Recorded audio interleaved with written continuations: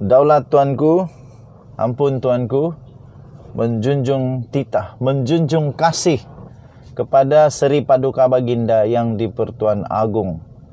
Daulat tuanku. Tuan-tuan dan puan yang dihormati sekalian, akhirnya Agung mulai berbicara dan memberikan kata dua yang amat penting kepada ahli-ahli politik, terutamanya mereka yang berkenan. Siapa yang makan lada rasa pedas betul berhabis. Sekali lagi, daulat tuanku. Tuanku, Seri Paduka Baginda yang di-Pertuan Agung akhirnya menitahkan supaya jangan jadikan masjid gelanggang politik. Baru-baru ini menjadi tren untuk mau membuktikan kononnya betul, tak salah. Akhirnya bawa politik di dalam masjid. Nah, banyak lagi lah. Nah, ini Agung sudah bertitah. Orang-orang politik dengar baik-baik, jangan pura-pura pekak dan jangan pura-pura tak paham. Seri Paduka Baginda yang di-Pertuan Agung Al-Sultan Abdullah Riayatuddin Al-Mustafa Billah Shah pada hari ini telah bertitah supaya masjid tidak dijadikan sebagai tempat untuk mencerca sesama umat, bertelingkah dan gelanggang politik. Seri Paduka Baginda yang di-Pertuan Agung bertitah, masjid seharusnya dijadikan sebuah institusi yang menerajui kebaikan, pusat kegiatan umat Islam, malah sebagai lilin yang menyinari masyarakat setempat. Kata Baginda, saya ingin berpesan kepada pengurusan masjid di seluruh negeri Pahang yang dicintai ini. Pengurusan masjid merupakan pemegang amanah rumah Allah. Justru laksanakan tanggungjawab dalam mengurus rumah Allah ini dengan penuh keikhlasan, jujur dan amanah. Titah Baginda.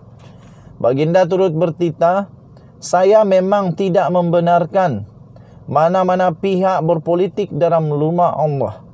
Jadilah ini sebagai satu ingatan kepada kita semua. Dan saya harap tidak ada yang mempertikaikan arahan ini. Titah Baginda lagi.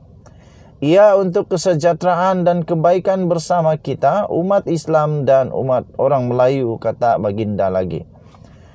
Baginda turut bertitah, kalau nak berpolitik pun luar masjid sahaja, bukan dalam masjid. Jadilah ini ingatan kepada kita semua dan khususnya pengurusan masjid. Saya harap pengurusan masjid bertanggungjawab dalam hal ini, titah Baginda. Baginda turut bertitah, jangan politikkan apa yang saya kata ini. Ia tidak mencerminkan kesucian agama Islam dan rumah Allah ini. Jangan kata saya tak mengingatkan. Kita semua mengingati sesama sendiri, titah Baginda.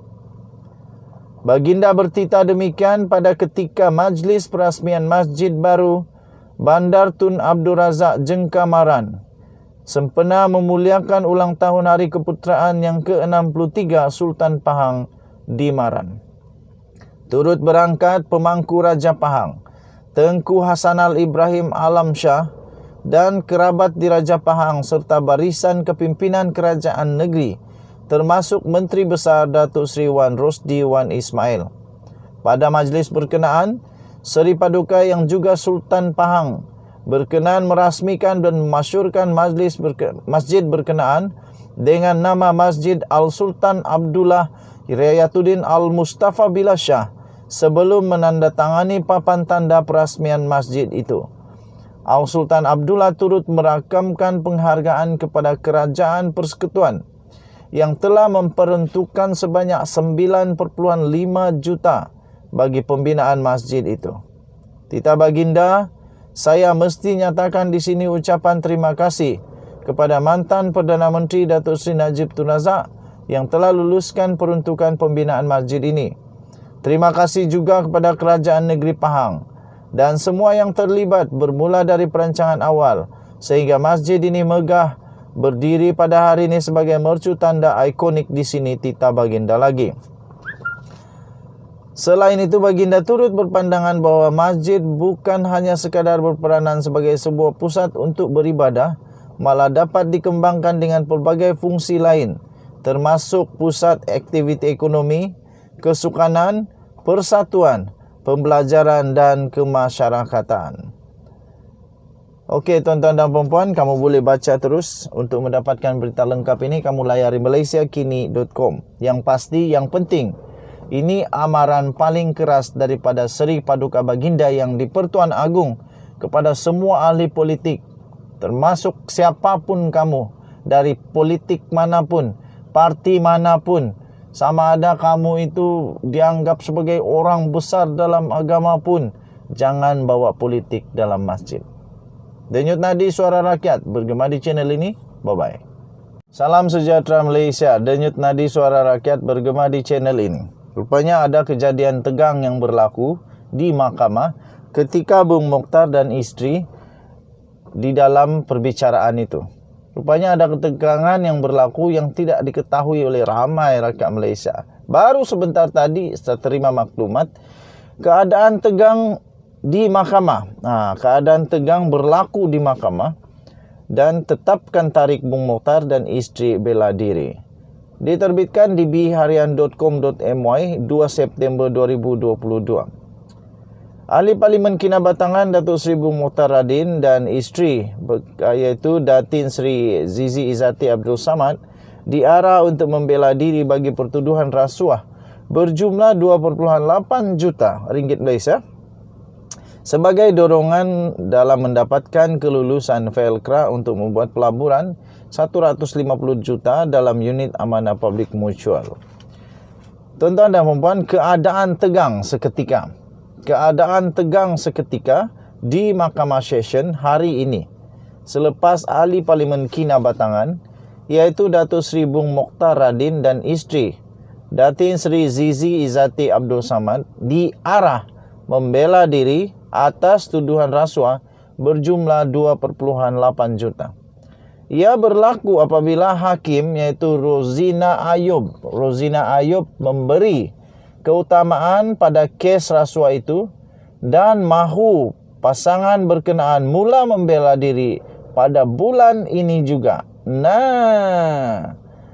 Terdahulu Peguam Bela Mokhtar M. Atimulan memberitahu Timbalan Ketua Menteri Sabah berkenaan perlu menghadiri sidang parlimen bermula 3 Oktober hingga 29 November. Atas alasan itu, Atimulan mencadangkan tarik sambung bicara kes itu ditetapkan pada Disember ini. Rozina menggeleng kepala dan mahu perbicaraan bermula September ini. Habislah Bung Mokhtar kali ini. Kalau tiba-tiba ada pilihan raya, turun naik mahkamah lah Bung Mokhtar. Ini menyebabkan Peguam Bela Zizi Izzati Datuk K. Kumar Arendran bangun untuk membantah perkara berkenaan. Ini tidak betul. Saya ada anak guam lain yang sedang berhadapan hukuman mati dan kes mereka sudah lama ditetapkan untuk pendengaran sebelum ini.